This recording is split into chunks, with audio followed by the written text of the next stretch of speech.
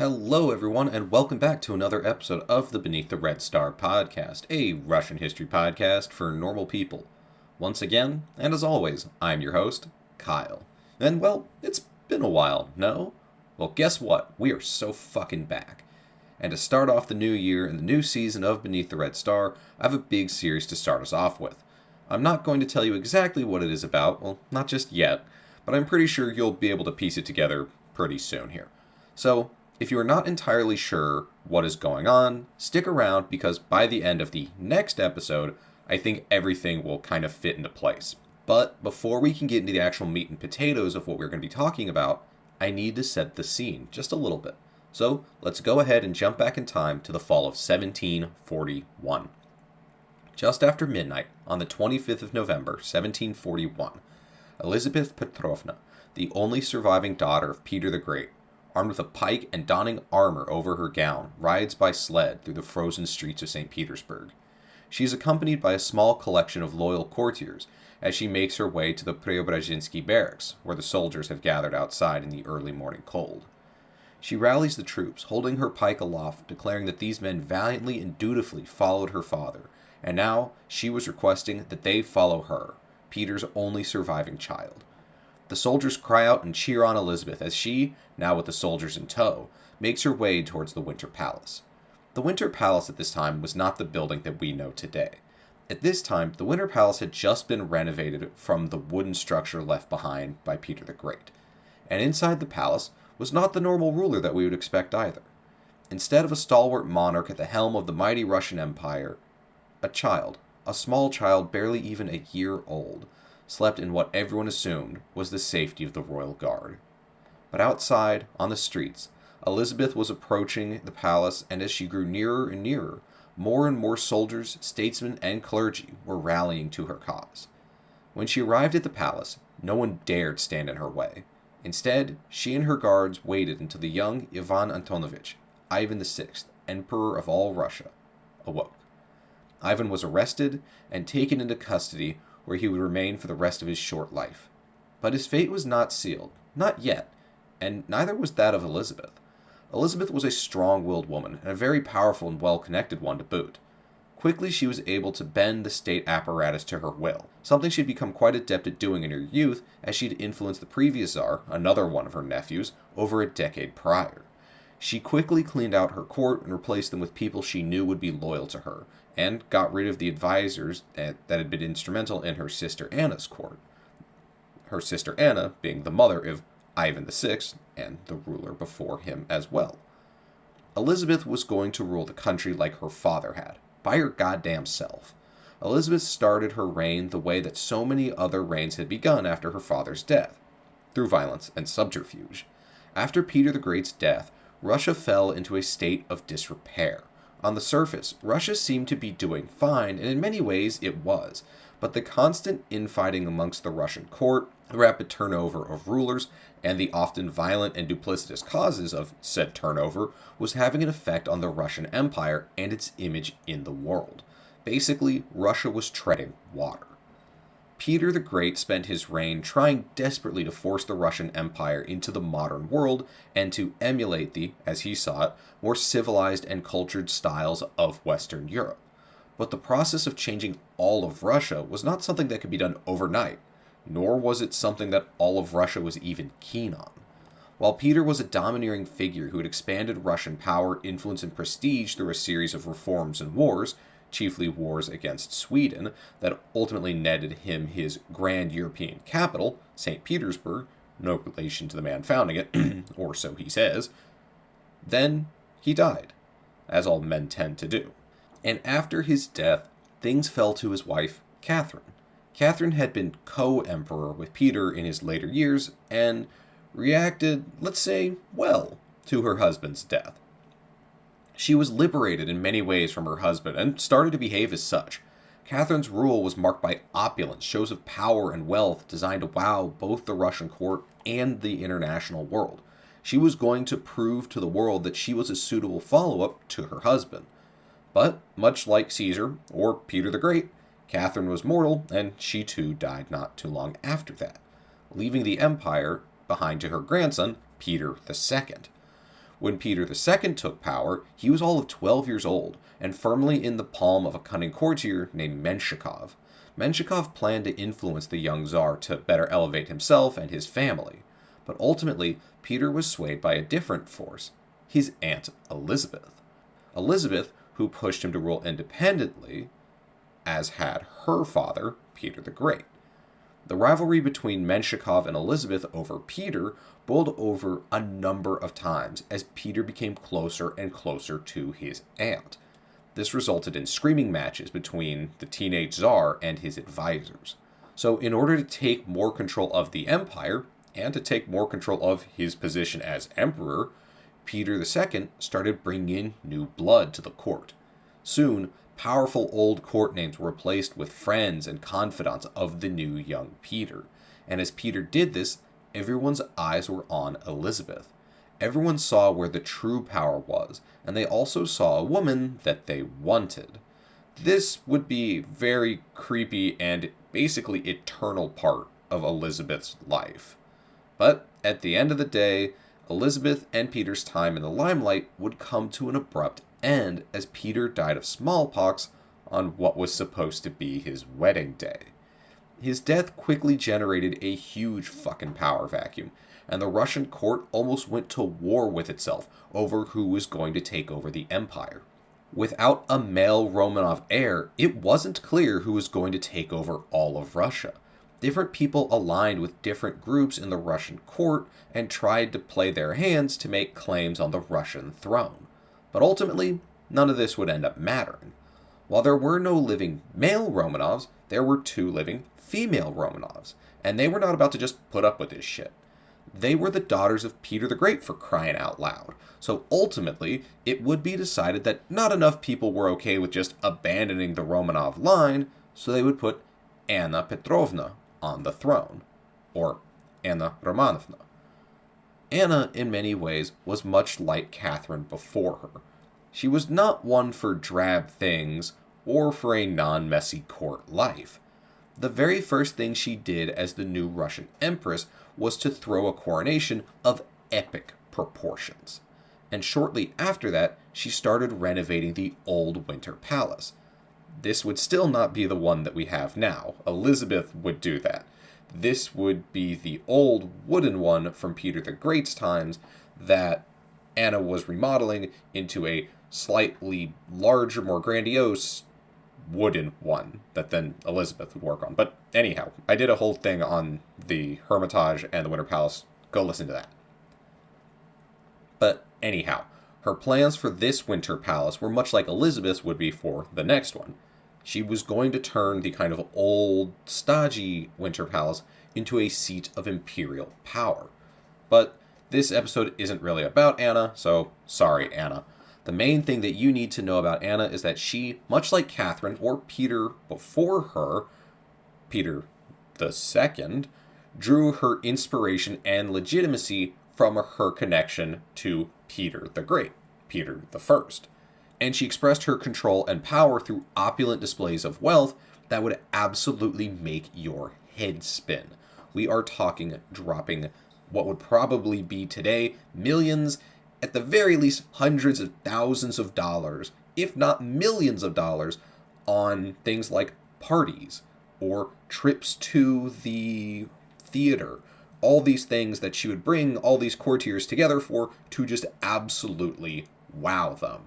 But much like Peter or Catherine or any of the rest of us, ultimately Anna would die. And the power would not go to her sister Elizabeth, but rather to Ivan VI, who we mentioned at the very beginning. This would be Anna's niece's son. So this is like Elizabeth's cousin or some shit? I don't fucking know. Family stuff is weird. Anyhow, let us take a moment to look back at the very beginning of this episode. How did we start? Oh yeah, that's right, with a coup d'etat. Ivan would be the Tsar for about as short as he can be. The infant emperor was deposed by Elizabeth only a few months after, 1, taking power, and 2, being born. And so now, Elizabeth is in power. And Elizabeth, she was one hell of a person. Basically, everyone around her found her to be, in many ways, everything you could ever want from an empress. She was smart, shrewd, cunning, and fun, and apparently incredibly hot. And I only bring this up because this was something that basically everyone talks about at the time, and was actually part of her internal and foreign policy. She was known as the Russian Venus, and she really went out of her way to kind of play up her party girl, kind of fun, sexy empress shtick to both kind of make allies internally and to create connections with people in foreign countries. As I said with Anna, Elizabeth leaned heavily on her connections to Peter the Great. So now, once again, I have to talk a little bit about Peter the Great and who he was and what he did for Russia. I'm sorry, I am aware that I've brought him up like one way or another in basically every episode that happens after like 1700, but he really is the guy who made the Russian Empire, so we gotta do this. Because, like I said, I basically bring him up for any episode after like 1700, and that's because basically everything after like 1700 is kind of just immediately linked back to Peter the Great. Kind of like how here in the States, everything's linked back to the Founding Fathers. He is more or less the founding father, in a lot of ways, of the modern Russian Empire. Anyhow, Peter the Great was, in a word, well, great. Well, if you were the kind of people who were in charge. If you weren't, for the most part, your life probably didn't change a whole lot or got worse. So, hey. Greatness, as measured by the kinds of people who write history books, is generally determined by 3 factors. 1, money. Do they make money for their kingdom, city, empire, etc.? 2, military might. Do they make their army strong and conquer shit and fight battles and win? And 3, laws. Do they make the country run better? And well, Peter did all of those things. Sure, he got a shit ton of people killed and worked really hard to make serfdom the law of the land, but he did make a shit ton of money, a big strong army, and reformed things. Peter expanded the country by going to war like everyone did at the time. His chief accomplishment was the Great Northern War. Most people, including me for this instance, mostly focus on his successes against Sweden and Poland. But he also fought the Ottomans and got whipped real good, so that one doesn't really make it into the history books so much. The expansion made him a good bit of money and expanded serfdom to new lands.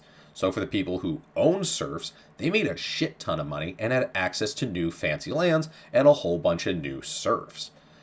And as far as laws go, Peter fucking loved laws. Peter worked really hard to centralize power in the office of the Tsar, and also worked really hard to streamline and expand the Russian bureaucracy. So he got all the big 3 down. And then Peter kept going. You know, they don't call him great for nothing. We've talked about this before, and we'll talk about it for basically forever, because the interplay between East and West is a huge part of Russian history and culture. But Peter really wanted to make Russia a modern Western European country with a modern Western European, in brackets, big, military. So he did a lot to spruce up the Russian Empire. We've talked about St. Petersburg before, so all I'll say is he founded St. Petersburg to be the new fancy capital and wanted it all built out of stone in a fancy modern architectural style. But what we have not talked about is that Peter wanted to change every fabric of Russian society. He's not just going to build his fancy city in a swamp and be like, hey, look, we're fancy. He is going to change literally everything about how, particularly the Russian court, but about how all Russians not only present themselves to each other, but present themselves, most importantly, to the rest of the world. He wanted to have people in Russia dress and behave like their Western European counterparts. And as you might imagine, a lot of Russians, especially the nobility, were not hyped about being told their traditions were wrong and that they were going to have to, change the way they'd been living their entire lives. So, Peter, being the nice and understanding man that he is, just made half of that shit illegal. He basically just said, if you're going to keep being Russian and backwards, you're going to go to jail, get fined, beaten, drafted, I don't know, bad things are going to happen to you. So you'd better start throwing those traditions out, or else I'm going to literally rip your beards out. Yeah. Famously, Peter the Great ripped beards from the aristocracy's faces if they were not willing to, shave their beards in a more Western European style, which meant completely off. I'm not joking. Peter the Great would literally rip the beards off of people's faces because they didn't follow his rules. And as you might imagine, people listened because, I don't know, I have not a particularly large beard, but just the idea of having any of my facial hair ripped out by a, mind you, like almost 7 foot tall, giant, crazy Russian man sounds terrifying. So, all this to say, when our actual star of today's episode, Elizabeth, took power, she wanted to do more of this. I think at this point most people had already shaved their beards, so I don't know if she was really into the ripping people's beards out thing, so sorry. But anyhow, Peter was her father, and the most popular and powerful political symbol Russia had. So she had to cozy up to that, and she fucking did. She continued liberalizing the Russian court to make it more like the courts of Western Europe, and continued to press Russian aristocrats to be more like their counterparts across the rest of the continent. And to go along with this, Elizabeth started a large-scale building campaign to get St. Petersburg, the supposed imperial capital, up to snuff. Peter had spent a lot of time, money, and human lives making the grand imperial capital, but as they say, Rome wasn't built in a day, and neither would St. Petersburg be. So Elizabeth spent more time, money, and of course human lives, to turn what was a shitty swamp into a, at that time, shitty city. And while this was taking a lot of time and money and people to complete, Elizabeth needed other ways of showing that Russia was a rich and powerful country that should be respected, not only abroad, but also by her nobility and her subjects at home. Now, how are you going to do that? By throwing bitchin' parties, that's how. You heard me right. Elizabeth was the funnest person this side of the Urals. Her parties were legendary, and her celebrations were the events of the year. She spent a ludicrous sum of money on public and private displays of wealth and power. We are talking processions that are miles long, marching through St. Petersburg. Parties that would last literal days. We are talking massive, earth-shaking firework displays, because she loved some fireworks. And huge, giant parties at places like theaters and art houses, because she was super into the arts and getting wasted. So, all around, fun time. And this was not simply just to flaunt wealth, though that was a huge part of it. This was also a way for Elizabeth to create connections with her own courts and others. And this is where Elizabeth's hotness becomes kind of important. Elizabeth's nickname, as I mentioned previously, was the Russian Venus. Men and women alike were drooling over her and clamoring to gain her attention. Elizabeth was a very sexual person and had a number of relationships going on basically at all times. And while I don't have any proof, there is some evidence that shows that she may have had relations with both men and women. So just want to put that out there because there will be no bi erasure on here. Thank you very much. These relationships were not simply just fun diversions or emotional attachments, they were politics both international and domestic. Elizabeth would oftentimes put her lovers into positions of power and would get to know them at her parties. This way, Elizabeth had an intimate, badoom crash, understanding of those who she filled her cabinet with and the diplomats that came from other countries to her court. Through these relationships, she could do anything from influence people in her own court or conduct espionage on others by sleeping around. And while she was really into the sleeping around bit just for its own sake, she was also really skilled at all of the court intrigue and politics shit as well, and seemed to be really fond of it as well. A really good example of how her affinity for sleeping around and politics comes together was how she ultimately decided her successor. One of the big logistical problems with a monarchy is that there's no real set-in-stone succession like there is in democracy. In a democracy, you have an election and a chain of command and all this fun stuff. So when their term comes up, a new person is elected, and if that person who was in charge previously, if they were to die before said election, there's a clear line as to who gets the power next. In a monarchy, you have a dude who's supposedly appointed by God, And, well, they're supposed to rule for their whole life, and in a perfect world, their oldest kid will take over, but what if that kid doesn't want to be king? Or what if that kid's really fucking stupid and bad at everything? Or what if the previous king doesn't have a kid? Or what if, worst of all, that kid's a girl? So, you see, it's messy and difficult, and the logistics is a fucking nightmare. And in this case, that being Elizabeth's, everything is all kinds of fucked up. Elizabeth, though a blood relative of the, previous 5 rulers of Russia, took power in a coup d'etat. And she's a woman, and she does not have any kids.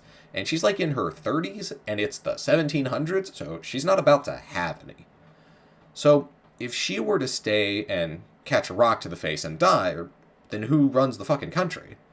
Elizabeth, ever the shrewd one, recognized that this was a massive existential problem for her rule and potentially for all of Russia.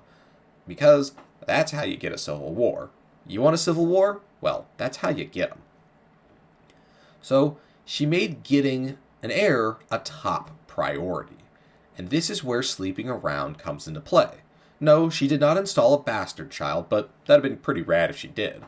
Rather, the one serious public relationship that she had was with a man named Duke Charles August of the family Holstein.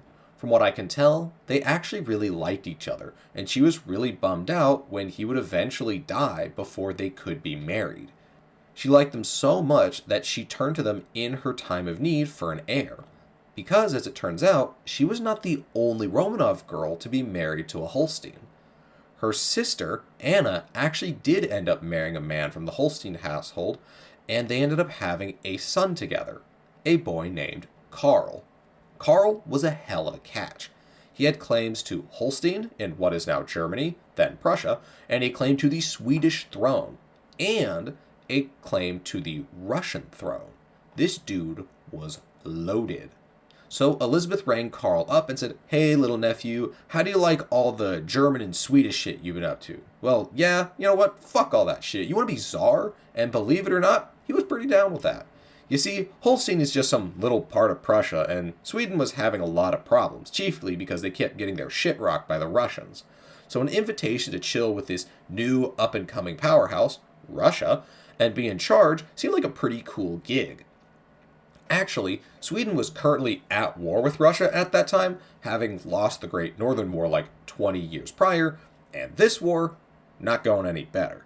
So yeah, Karl said, "Fuck these guys, I'm out of here." So Karl abandoned his claims to Sweden and Holstein in order to be eligible for the Tsar. Fair enough. And then the war with Sweden ended. The Russians won, and Elizabeth trotted out a treaty that said it wasn't good enough that Karl himself renounced his claim to Sweden, but now Sweden would need to renounce their claim to Karl. So Karl would no longer claim to be the ruler of Sweden, and the Swedes could no longer come and try to get Karl back. The Swedes, now having lost 2 wars with Russia in the previous 40 years, were not about to argue these points. Instead, they told Karl, "Have fun, goodbye, don't let the door hit you on the way out." So there we go, we did it!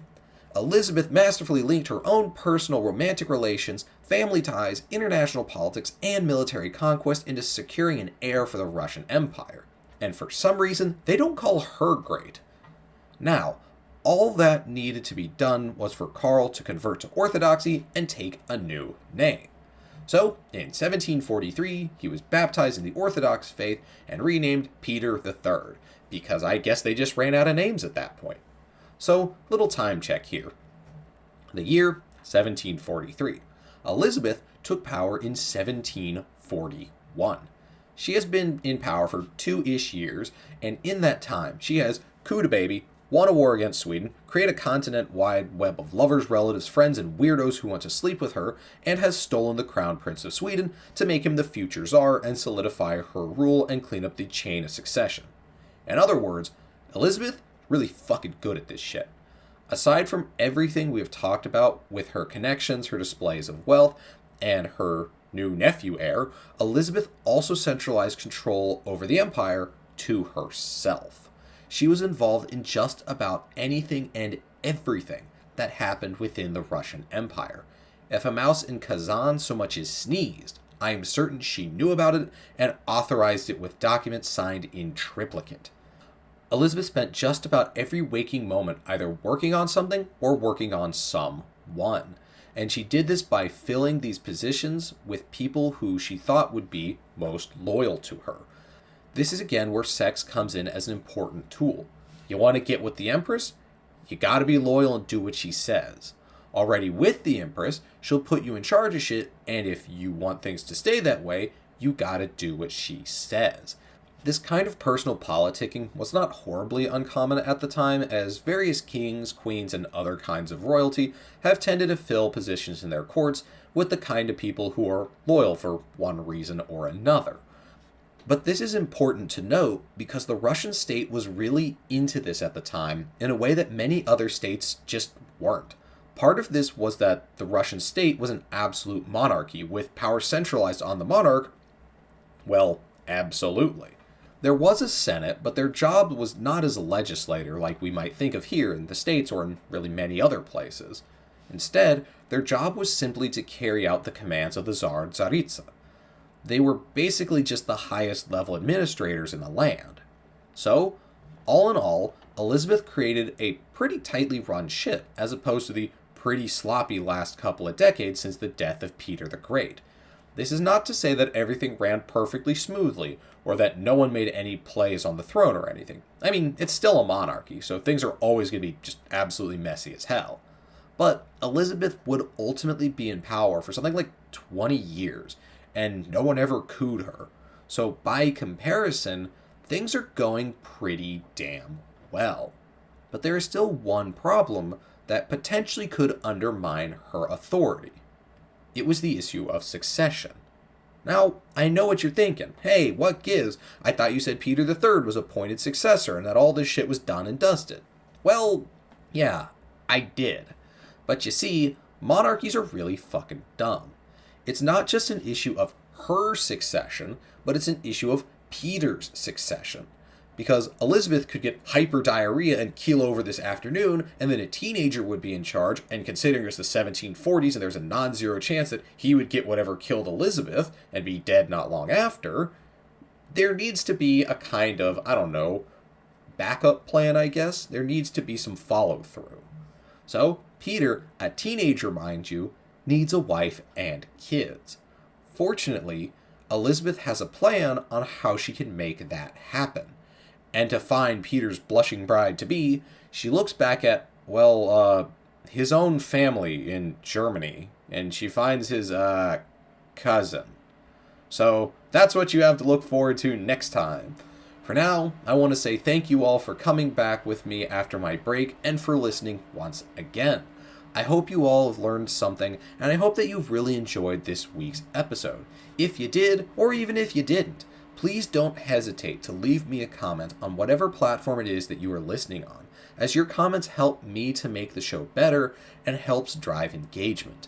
If you don't want to leave a comment and would rather message me directly, or if you would like to stay up to date with the show, please check out the show's Instagram page at BTRSPod, where I will be uploading cool facts about Russian history and Russia's current events, auxiliary info about the weekly episodes, and occasionally photos of my cats.